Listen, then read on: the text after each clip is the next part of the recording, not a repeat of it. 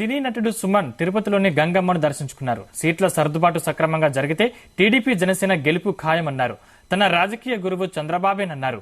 పరిపాలన బాగా తెలిసిన వ్యక్తి చంద్రబాబుని రానున్న ఎన్నికల్లో ప్రజలు ఆలోచించి ఓటు వేయాలని సూచించారు.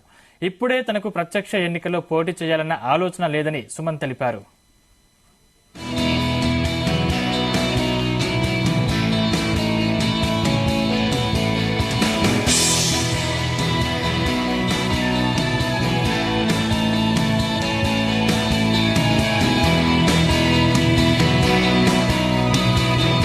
ఒక పెళ్లి అభిమాని బుజ్జమ్మ వాళ్ళ పాపకి పెళ్లి, దానికోసమే వచ్చాను.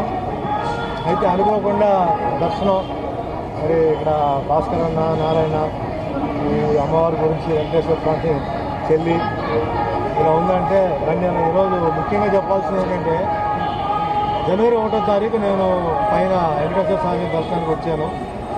అది కూడా ప్లాన్ చేయలేదు, ప్లాన్ చేయకుండా అనుకోకుండా జరిగింది. ఆ రోజు అనుకున్నాను 1వ తారీఖు గుడికి వచ్చాను, స్వామివారి దర్శనం జరిగింది.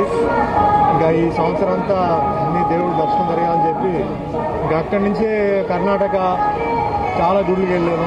ముఖ్యంగా అయోధ్య గుడికి నేను అడుగు పెట్టడం అంటే నిజంగా అది చాలా పెద్ద అదృష్టం. ఒక పెళ్లి